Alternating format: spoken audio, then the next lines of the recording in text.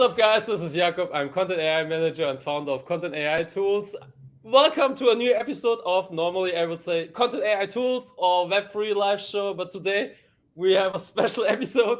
It feels a little bit like interviewing the Avengers team. So I have very special guests that I both interviewed in my show and who connected each other and have to some degree similar niches, and we said, why don't we make a live session together? So welcome Melich Österlei, he's CEO of Smart Finance Marketing, and Brian Piper, who's creator of the Piper Coin, and also the author, together with Joe Polizzi, of Epic Content Marketing, so the second edition.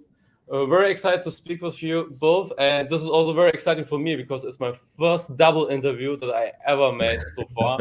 So welcome to this new format. It's good to be on the show again. Absolutely. Yes. Always great to be setting new standards, breaking boundaries. Yeah, exactly. Yes, that's our job. We have to set new territory, territory, trying out new things, and testing all the time. Awesome. So you both are to some degree in similar niches. Maybe can you each introduce yourself in a nutshell? So who are you, and what is the main reason that we're here speaking together? So the topic that we want to speak about. Maybe Melich, maybe you can start because you're on my right side. All right. So I'm the CEO of Smart Finance Marketing. We're a marketing agency out of the Detroit metro area. We've been in business for 35 years. We've been, we have a creative team, a tech team, a marketing team. We have our own writers. Everybody's in the United States.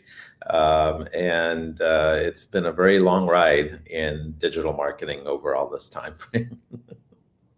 Yes. So you can imagine anything digital, anything marketing, anything branding. We've been at it. We've done it. We do it. It continues to this day, just in a different form, especially when things change so quickly. Yeah. And now it's Brian's turn, like this. So I'm the Director of Content Strategy and Assessment at the University of Rochester in Rochester, New York. I've been optimizing websites and web content since 1996. And in 2014, I really started diving into content marketing specifically, and have been focusing on that. I do a lot of consulting with other institutions and healthcare institutions, defense contracting companies on content optimization and making sure that your content is doing everything it should be doing for you. Yeah, that's already also the topic. But before we dive in this one, I just want to make sure. So I have a content format. I have it from a friend about the gratitude post. So I at the end of the week, just also for myself, I'm tagging all people. I'm just thanking for all the interviews and meetings that I had at the end of the week. And you guys met because you were both in this post. So how because I also don't know. Maybe you contacted Brian, or what was the process? Well, first of all, I've been following you, Jakob, on LinkedIn, as well as your interviews, and I was on your show as well. And I felt that everybody that you're interviewing and have on your show are of quality and interesting people to connect with. And so when you put those posts up on LinkedIn where you're thanking everybody, you have that weekly post or that whatever, I think it's a weekly post, where you kind of summarize your interviews and you're tagging everybody and so on and so forth. I say, it's a good idea just to kind of connect with these people. And so, yes, I went through and whoever's on that list that you tagged, I sent them an invite, and most everybody engages and says and accepts the invite. But with Brian, at least we got into a conversation. I said, hey, why don't we just chit chat? And so that's how it started. And Brian and I met separately as well, just to kind of find out about each other and kind of go over history of marketing in the digital world. So we had a good conversation there as well. Yeah, cool. That's awesome. Never thought about that one, but that's the power of content, really. That's the power of social media too. I mean, this is where you can connect people up, and you can, more importantly, you can get like-minded people, and even on a professional level, to share ideas, collaborate, come up with new ideas possibly too. Like we did today. Yes. We have a new idea. You have two people on your show. Yes, indeed. Okay, so Brian already mentioned it a little bit. So optimizing websites, things like that. So I mean, this should be basic stuff for entrepreneurs, but oftentimes it is not. So can we just start? What major mistakes do you see when it comes to website building, when it comes to customer or clients that you work with? What are the major mistakes that people make when they start with the website? Maybe this time we can start with Brian first and then move on to Melich, so that everybody, like on a political talk show, so everybody has the same speaking time, something like that. Okay. Yeah, I'd say, the biggest mistake that I see when I go in and start helping people with their content, with their websites, is not connecting their web content to their business strategies. So not making sure that every piece of content they create has a strategy, has an audience that they're focusing on, has a call to action. I mean, time is our most limited resource, our most precious resource. It's something that we can't get back. So we have to be careful that we're not spending our time on content that doesn't deliver for us, the content that doesn't help us. And I see a lot of people, not looking at their analytics and their data. I'm a data person. So I tell people, if you want to figure out what's working and what's not working and where to spend your time, look at your analytics, and you'll figure out from there. And then just make sure that all the content you're creating is relevant to your business and relevant to your bottom line. Otherwise, you're wasting your time. Yeah. We can dive into the data point, but let us give Melich also the chance to answer that question. I'm going to add a different. I'm going to continue with Brian said and just do an add-on. So part of the idea of your website is that, especially nowadays, we have so much data that's available to us.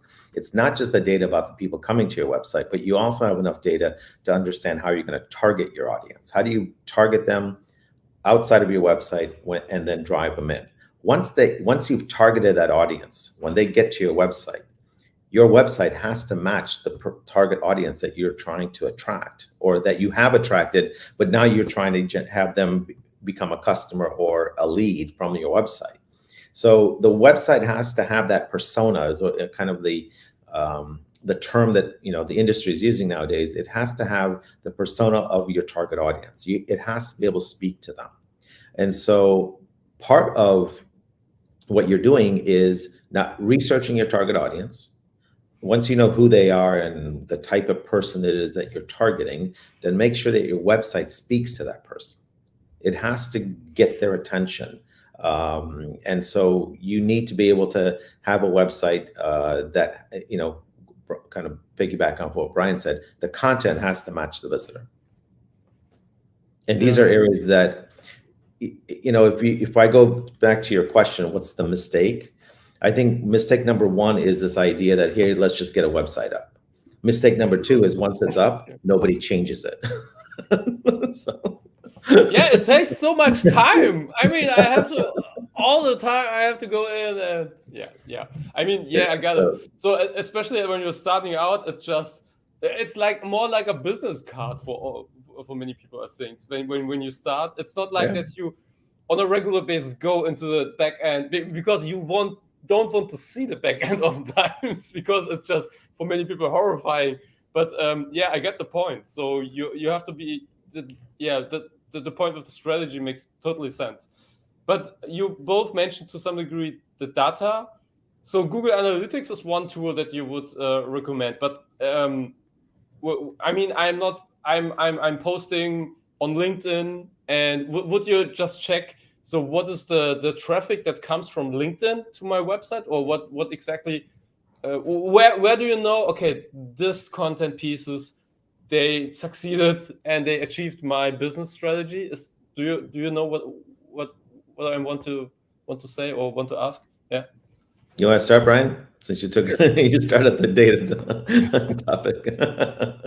And yeah, and so it's important to look at, and that's the thing, you have limited time, but now we have to look at the data on all of our channels and figure out what data is most important to us. And I was just at Content Marketing World last week with 2,000 other content marketers, and one of the big conversations that was going on was, how do you figure out what data matters, what data is important, what should we be looking at?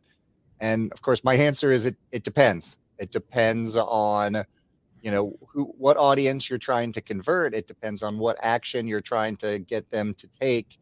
But you need to be able to measure from first contact, whether that's on a social channel or, in a podcast, and figure out how that tracks into a conversion on your website. And so that's a matter of having your analytics set up properly, and then being able to go back and look to figure out where that first touch point was, how the user flowed through your website, what content they consumed along the way. And it's a very intentional process when you actually break it down and look at it step by step. But most people don't do that. Most people are just putting up new content on their site and hoping it's working and spending a lot of time. We're talking about how much time it takes to go in and update your website. Well, if you're spending a lot of time on things that don't matter and don't deliver, then you're not being as efficient as you could be. So having that data and looking at that data, and when we work at a different institution, we go in to help somebody out with the website. First thing we do is figure out what their strategies are and make sure that we've got the right tactics set up on the website to deliver against those strategies, and then make sure that we're measuring that. And we measure that and we put it in a dashboard that's very easy for them to see the performance improving as we start changing things in their content. So there's a lot of different tools that you can use to run some audits on the site to see, what's performing on search. How is the website performing from a speed perspective? How is the website set up? What's the architecture like? Is it easy for a user to go through? And a lot of people that we work with don't have time to do that themselves because they're so busy putting out new content and getting out new content. I always say to them, are you sure that content's even working? I know you're putting in a lot of time. It's a lot of effort to create that, but if it's not working, then why are you spending your time on it? So, I mean, I think a lot of it has to do with the fact that analytics, analysis, interpretation, looking at multiple data points is not sexy. That's our problem. Yeah. Okay. Yeah. It just feels like a waste of time to so many people. They feel better. It's an emotional thing more than a logical thing. It's about, hey, I just did something and I can check it off my list. But if you took all these check marks and all the work they did to check things off on their list, the amount of time that they just spent doing that is, and I think this is what Brian's also saying, is about the same as had they gone through the analytics and refined what they're doing with what they have, it would be more effective. And so, yes, you look at Google Analytics, you look at Google Search Console, which at least helps you to some degree with how people, how do people get to your website from the search engines.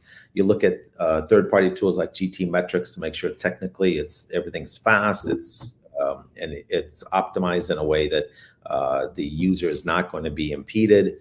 You're looking at different data points, and you have to understand what you're going to do with it. What's your bounce rate look like? Are people coming in and leaving? Do you have the right quality traffic coming to your website?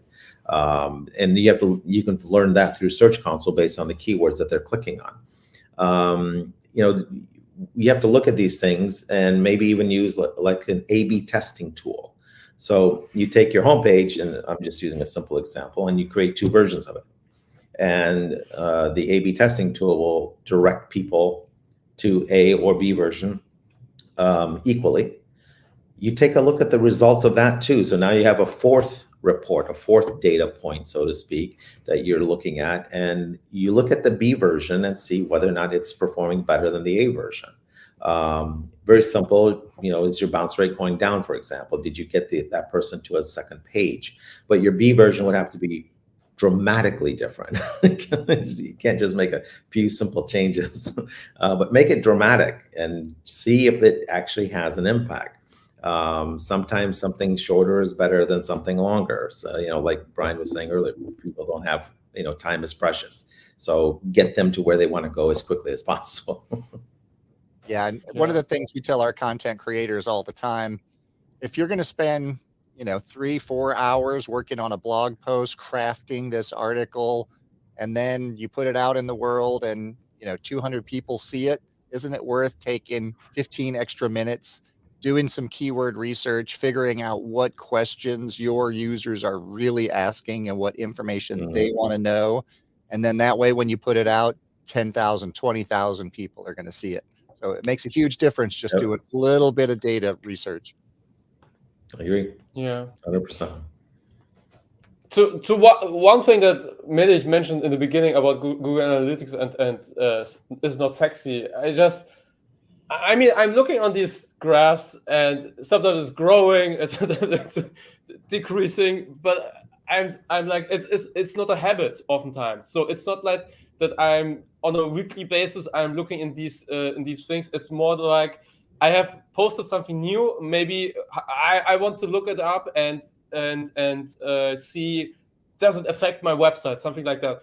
What I want to say is, oftentimes it's not a habit that we look on these data points, and I think this is something that me as a creator should have more focus on. That I make more research and also look into my own data points. That would make sense. So I'm just thinking loudly and I think what I should change. I think weekly for a lot of people is too much. I don't know that they don't have the time for that, but I think weekly is too much. I think once a month would be sufficient.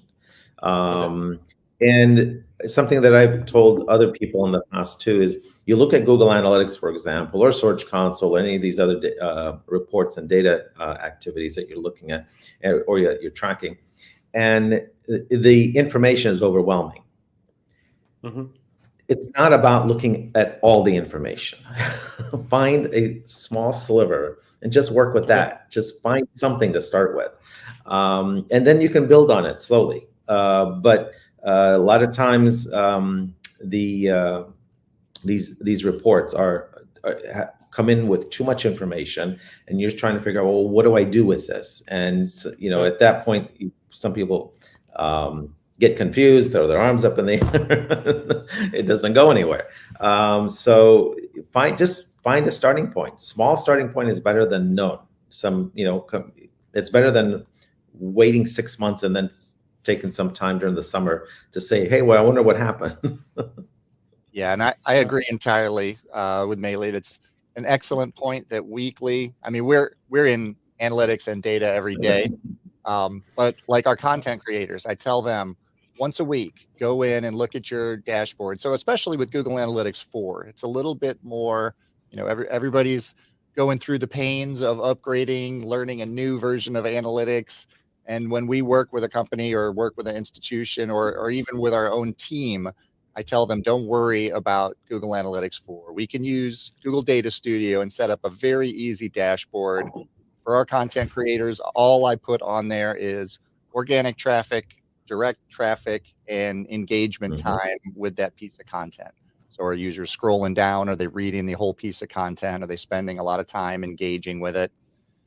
Because if you're looking at that every month, then you can find those high points. You can say, oh, there's a lot of traffic going to this one particular page. Something is happening. Something is working on that page. Let's go back and figure out what it is. And then we'll optimize that page and drive even more traffic.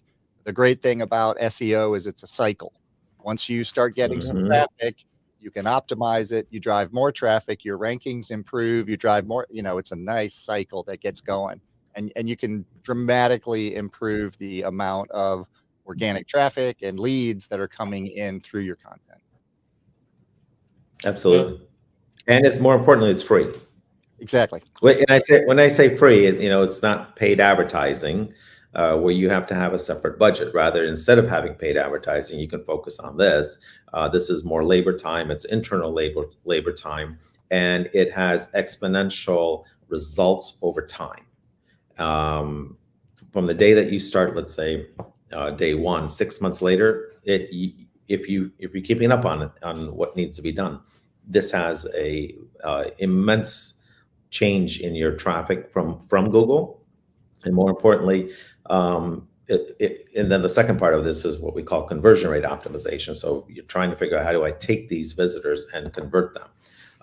And it is a cycle. It's a never-ending cycle.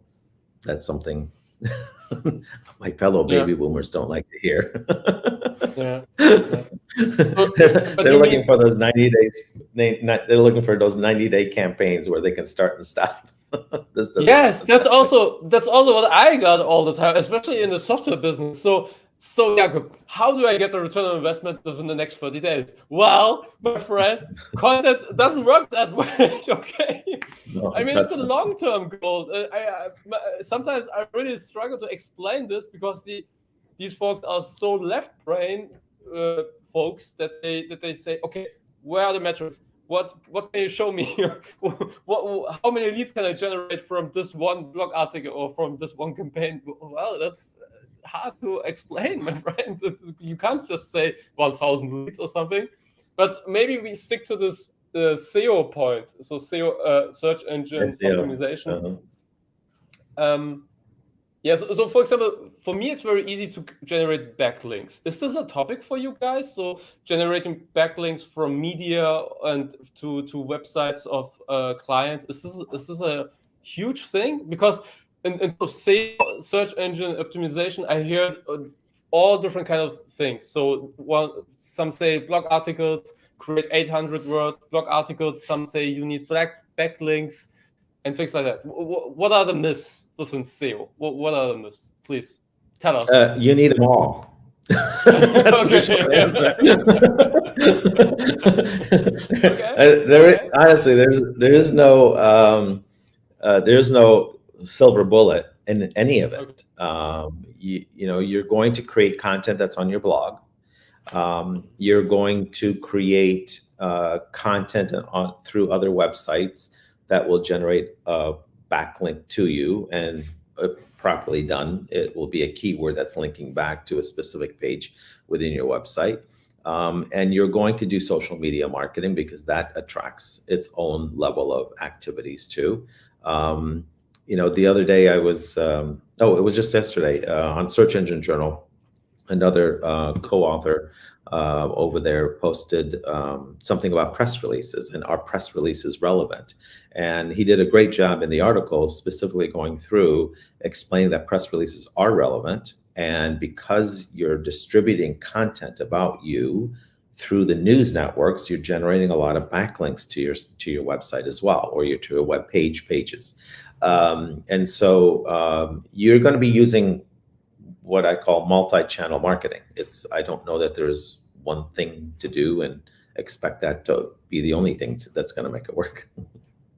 Yeah, the only, key thing that I tell all of our content creators, everybody that we work with, just make good content. Make content that matters to your users. That's where you have to start, because no one's going to read it. The search engines are going to find it. They're going to read it because they read everything. But if you can't get your users, if you can't get eyeballs on the page, so write good content, and you can do some research, do some keyword research to figure out what questions people are asking about that content.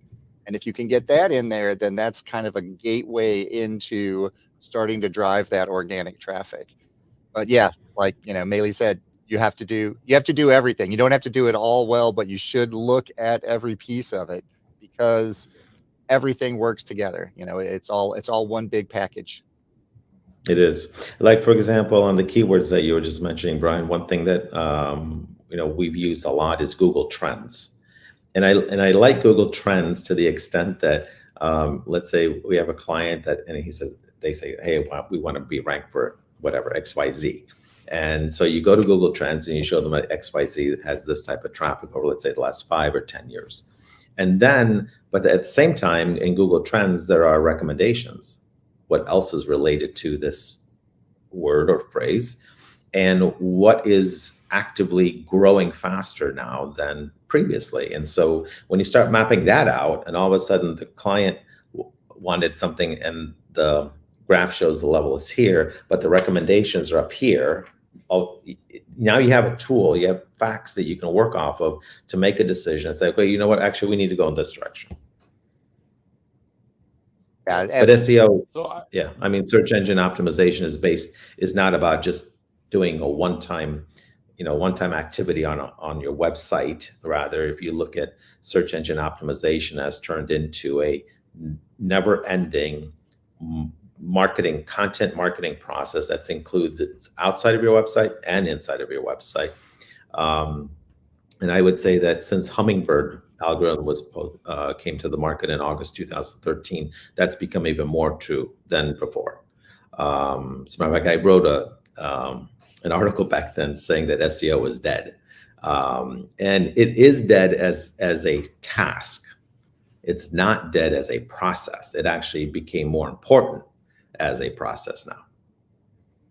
Yeah, absolutely. And another great place to find ideas is just in Google. I mean, you go to Google and you see put in whatever topic you're interested in, and it'll tell you all the auto completes. It'll tell you these are all things that people are searching on. That's why they put them in there.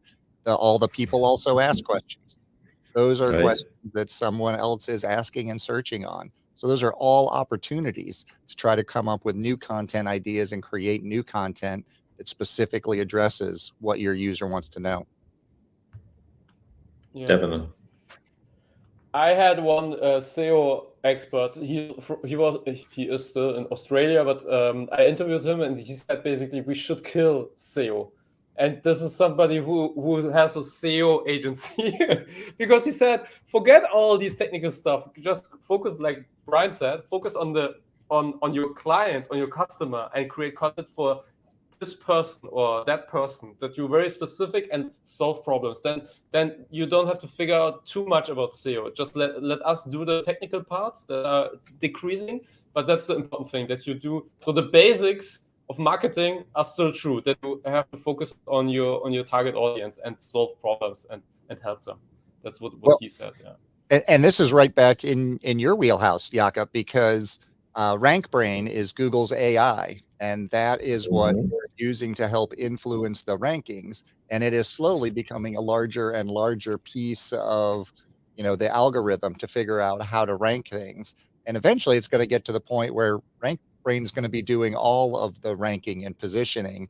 And we're not going to be able to game the system like we do now with, keywords. It's going to be about what content is driving users, what content is answering questions that people are asking, and how can Google get that information to the user as quickly as possible. So as the AI becomes smarter, our jobs are going to become more difficult, but it's really going to be about figuring out what people are trying to learn, what questions they're asking, and then putting out the best content to answer those questions. Yeah. I mean, like going off of the person from Australia, I think the concept, if I were to take that one step further, I would say that you're creating content to show that you know what you're talking about with the business and the service that you're offering. So if you're able to do that, then you're going to get the trust of the audience that you're trying to target. They're going to say, well, this person seems to understand what they're talking about. But more importantly, what you're talking about also has to solve a problem that your target audience is looking for. So if you're able to put content out there that discusses what, who you are and the fact that you know what you're talking about, that same content should be addressing what the target audience is looking for to whatever their problems are. And so, Brian, I'm sure Google just released this algorithm, for lack of better words, called helpful content. So it is specifically looking for content that has some value to the marketplace, right? And so your how-to type, how to do this or why this, those types of the content that answers questions is going to fall into the category of helpful content. But I think that's going to help move in the direction, Brian, that you're just talking about as well. Yeah, another thing that we focus on a lot is Google has the EAT algorithm, which is expertise, Yeah. authority, and trust. Like Meili was just talking about, trust is a huge part of that. And part of the way that you establish the expertise and authority is by having a breadth of content around a particular topic area. So you can't just have one blog post that focuses on one keyword phrase. You have to have several posts and pillar pages and all content that's linked together, talking about all sorts of semantically related keywords that all show that you have this breadth of content. Google puts out a document that they update all the time. That's the Search Quality Evaluator Guidelines. They have it up on their site. It's a 160-page document. It mentions the EAT algorithm 130 times. So it's obviously important. Google cares. All right. What's the name? The search guideline? Search quality evaluator guidelines, or search evaluator quality guidelines. So they have people that actually go in, they pay people to actually go in and manually do some searches and judge based on the criteria that are laid out in this document, how well these searches are performing. And so that's part of how they are constantly looking at changing their algorithm, updating things. So you can look through this document and see this is, the biggest concepts they have in there. Some of the most important algorithms that they mention are the EAT algorithm, and the other one is your money or your life. So any content that specifically is focused on helping users figure out how to improve either their money or their life, these big important decisions that we're making, they have a tendency to rank higher as well. Okay, interesting. So from a strategic point, would that mean when for example, how can I use AI tools for creating better, high quality blog articles about money would be a higher rank than, I would say, for the pillow topic, I don't know, How to grow plants. Healthcare is also very good. Yeah. Okay. Interesting. And it doesn't always mean it ranks higher. It means that they have a more strenuous criteria for judging it. They look more closely at it because they want to make sure that the information they're providing to people about their money or their lives is coming from quality sources. It's coming from sources with a lot of information in that particular area.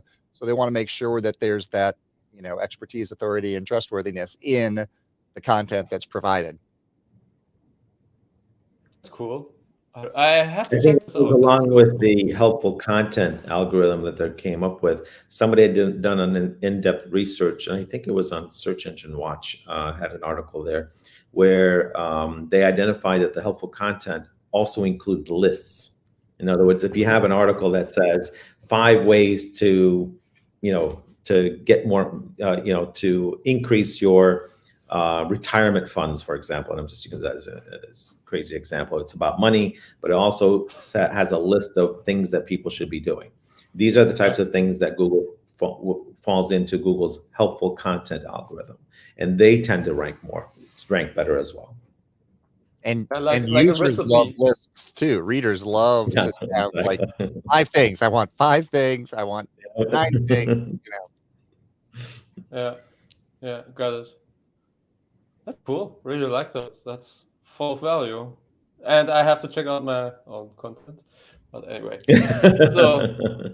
So I mean, I use content writing assistants. This is a little bit away from our topic, but I always have to, I get the sub headlines. I don't have to figure out anything.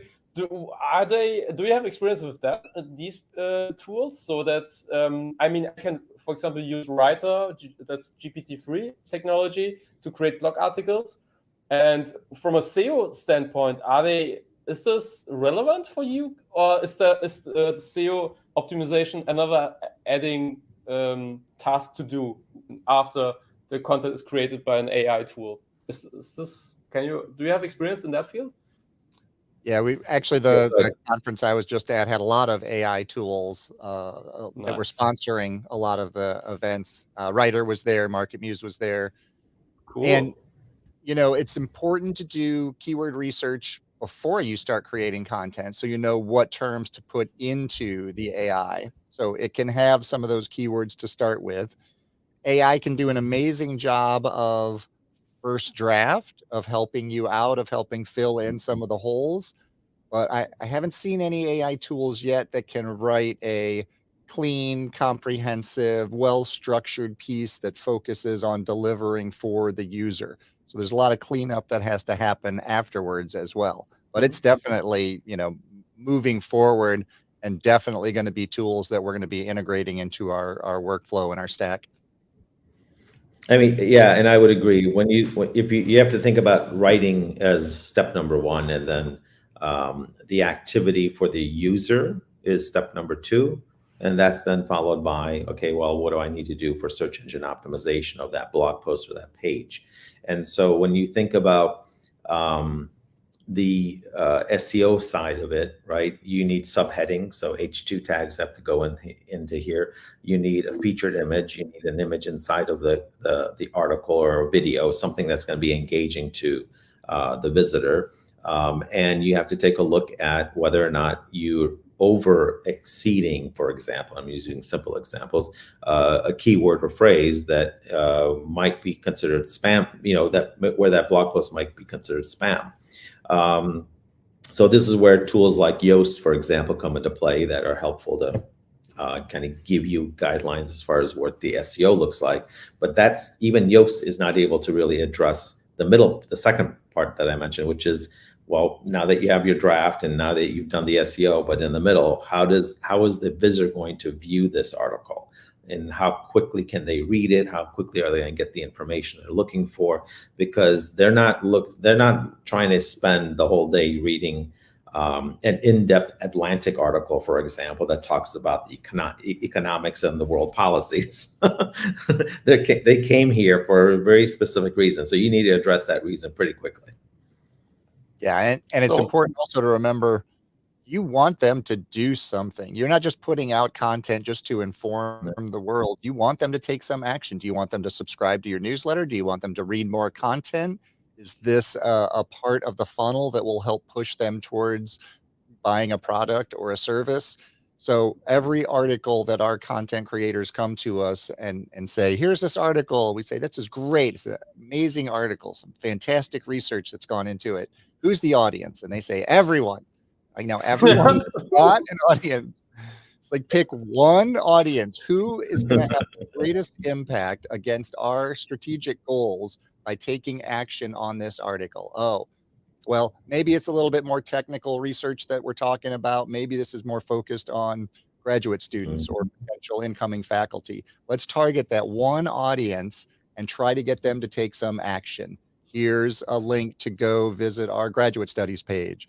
Here's a link to sign up for our newsletter, and then track that to make sure that they're converting on that action. If they're not, maybe it's the wrong audience. Maybe it's the wrong call to action.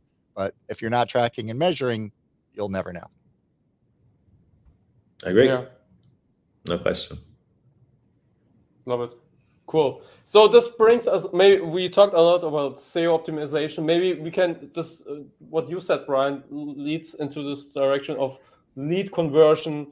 But I like this idea of thinking about on a strategic way, what should happen after somebody read my article or my captions that I created? What is the call to action, basically? Can I say this that way? Yeah. Okay. And so there's a lot of talking about lead generation, and this is maybe a term that I hear too often times by clients. So when you define leads, do you have a definition for yourself? Because everybody, in my opinion, everybody is talking about something different. So for one guy, this is a newsletter subscription. For somebody else, is to buy my product. That's a lead. To another guy, it's, I don't know, to like my comment, to like my post or something. Do you guys have a definition of leads? I mean, I would say that first we have to identify if this is a B2B website or a B2C website. If it's B2C, there's a high probability that what we're really wanting to do is not be a lead, but actually a sale. So come to my website, find the product, make a purchase, and that's your goal. If you're in the B2B world, you're going to say, I need this website visitor. I want them to contact me, and either by a form, by phone, an email, something that's on the website that's going to get them to say, hey, I'm interested in what you have to offer. And so that becomes a lead, right? So the lead being, it's before the sale, and it's about that person, that website visitor, contacting you with whatever call to action you have and saying, I want to learn more.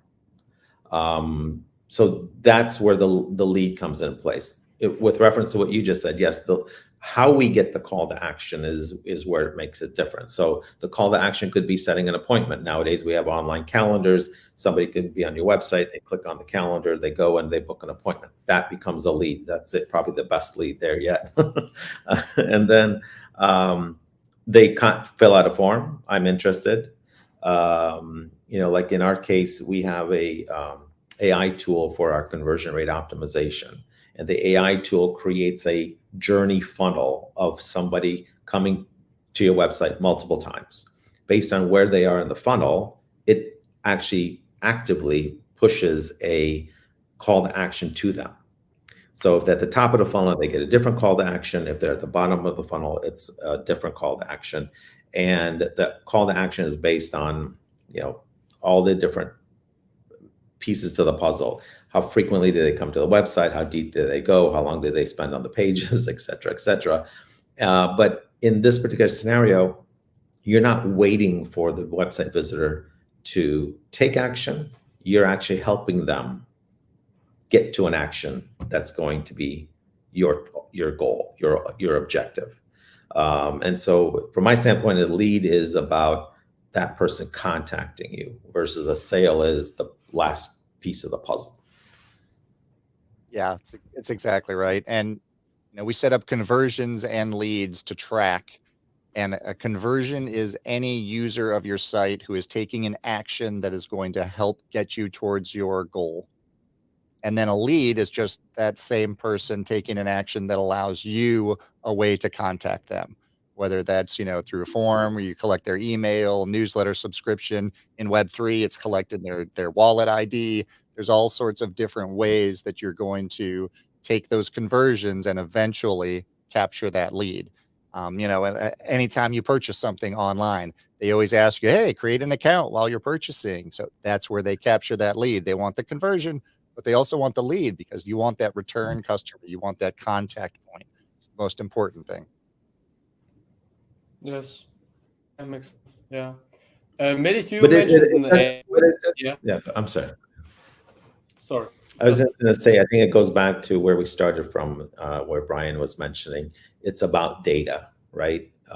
So when you're talking about being able to get a lead or a sale from the website, you're also tracking data. The data that you're tracking is how do people flow through your website? What pages are they going to? How deep within the website are they going? Are they getting from point A to point B quickly, right? So are they able to do it in 3 steps, or does it take 5 steps for them to get there? This is where reviewing your analytics, reviewing your A/B testing tools, reviewing your an AI tool that you might have on your website that's tracking visitor activity, and then being able to make a decision on how do we get that person in the shortest distance to what they're looking for.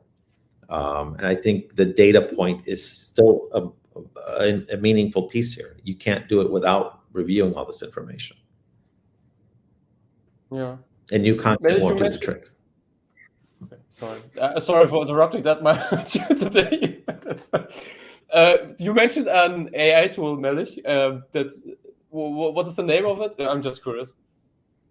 Oh, we have it's something that we developed in-house with our tech team. Okay, cool. And it's basically it's there to it has a baseline that our team was able to find, but essentially from the point that somebody gets to the website, it is not cookie based.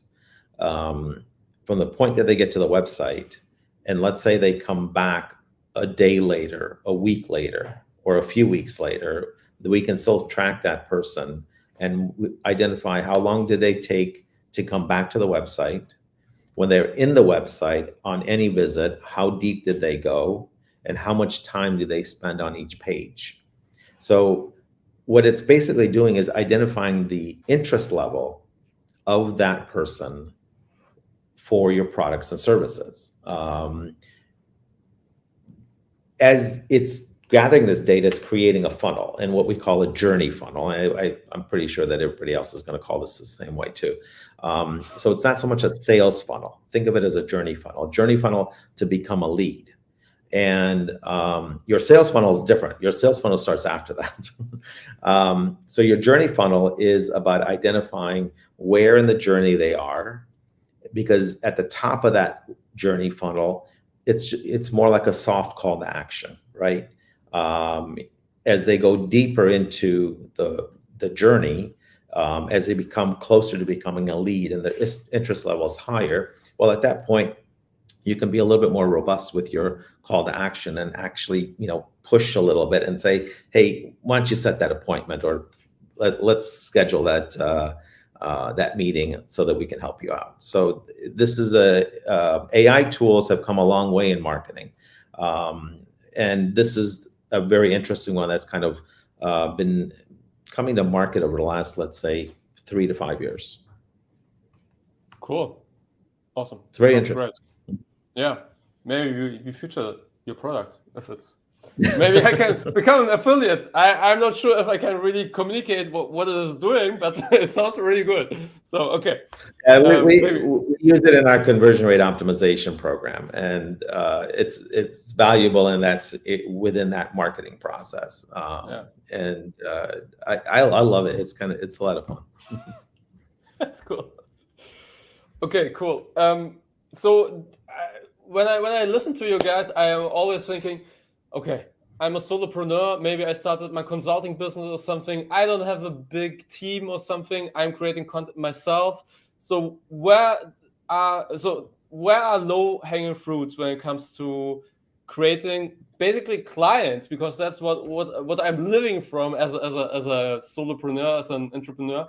What quick advice would you give to these guys who maybe are just starting out and they have a website on WordPress or Google, I don't know, and what advice would you give them? Because they basically what they need are clients. So how to get to them? What would be your advice? Go for it, Brian. I would say it's Brian's turn now. If we're looking at low-hanging fruit, start off by looking at your analytics and figuring out what pages are working. What pages are driving traffic already? Figure out why they're driving traffic, what keywords they're ranking for, and then optimize for those keywords. And then make sure that those pages are pushing those users to convert into leads. So that's where you start. Figure out what's working, why it's working, make it work better, and then make it work for you. And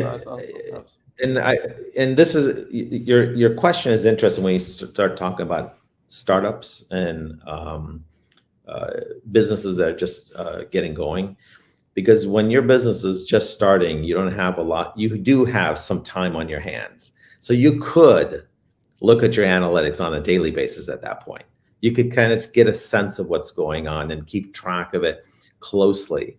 Further down the road, when your business is really running and you have a lot of clients and you have a lot of things going on, you're not going to have that time. That's when we go towards that once a month review of the Google Analytics. Yeah. But in the beginning, you do have some time, and it's worth taking a closer look and diving a little bit deeper into your analytics to figure out, are you getting the right traffic? Are they going to the right pages within the website? Or are they just coming to the website and leaving? I think the low-hanging fruit is just to use the time that you do have now as a startup and to dig into making sure that website is doing what it's supposed to do. Because if all you're doing is just focusing on driving more traffic to the website, and your website's not doing its job, then all that work that you're doing outside of your website has no meaning whatsoever. Just It's a waste of time at that point. So spend the time that you have, and like Brian was saying, dig into your Google Analytics. I think that's going to be the low-hanging fruit. Yeah, it also comes back to the strategy, right? That we talked in the beginning. So what do we want to achieve, basically? So the why question. What is it for you? So to say, yeah. Yeah, and when we work with another team or another group, another organization, we spend a lot of time up front really digging into the why. So they'll tell us their strategy, and then we'll keep asking, well, why? Why is that? Who are you looking for? Because what you want to do is you want to take that high level strategy and you want to break that down. So now you know who and what and where, and you know the answers to all of these questions that explain the fundamentals of, now we know tactics. Now we know who our audience is. Now we know why we want to, reach this particular goal, and different ways that we can get there, and different ways that we can track and test and try. Yes. I agree. Oh boy! When I speak with you, I have so much homework to do for myself. one little step at a time. And I tell people all the time, don't take this and try to do everything at once. Don't try to boil the ocean. Just go look and figure out what piece of content is already working on your site. What thing have you already done? You already finished it. It's already out there. You don't have to write new content. See what's working, make that a little bit better. Do it again tomorrow. Do it again next week. One thing at a time, every week. And over time, I mean, every group that we work with, almost everyone has at least doubled their traffic within the first 6 to 8 months. And that's just by going back and looking at what they already have, not even creating new content or thinking about that. Just take what they already have, make it better, and make sure that it's working for you, that it's reaching your strategic goal. It's creating some action in the users. Yeah, it's a little bit, as a creator, we tend to create just new stuff. So it's like, yeah, my people know this something, but in this case, it's okay just to reflect and look backwards and see what worked and focus on that one. Yeah, makes sense. I think there is one more thing to think about. It's okay to make a mistake. It is. I think sometimes people are so focused on it's got to be right on the get-go. I don't. I can't afford mistakes, type of a thing. But rather, if you think about your website, and let's say you created 5 pieces of content, each one's a little bit different, and that there is no wrong in any of it. It helps to identify where the problem is. If you don't have until you can identify a problem, you're not going to know how to solve it.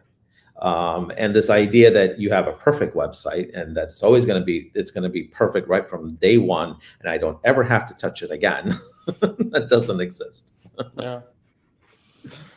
This helps me. Thank you, Melch. That's good that you mentioned this. Okay. Really appreciate your time, guys. It was an awesome session. So I learned a ton of. So I thought it would be maybe hard to delegate or to moderate, but it was super easy to speak with you guys. I have to, just next time maybe I have to focus not that much to interrupt your speaking. But yeah, other than that, I really enjoyed it. Speak with you guys, and looking forward maybe to another session if you guys are interested. Absolutely, you bet. And it's always fun. Yeah, it's a radio show. Yes, we need a name for this one, but I will come up with something. We need a name for this kind of show. Cool, awesome. Just stay in line. Don't stay here. I will end the broadcast for all the listeners and watchers. Thanks for watching. If there are any comments, so if you do have the chance to ask specific questions to Melch or Brian, just let us know in the comment section, and see you next time. Thank you for watching, and see you. Bye-bye.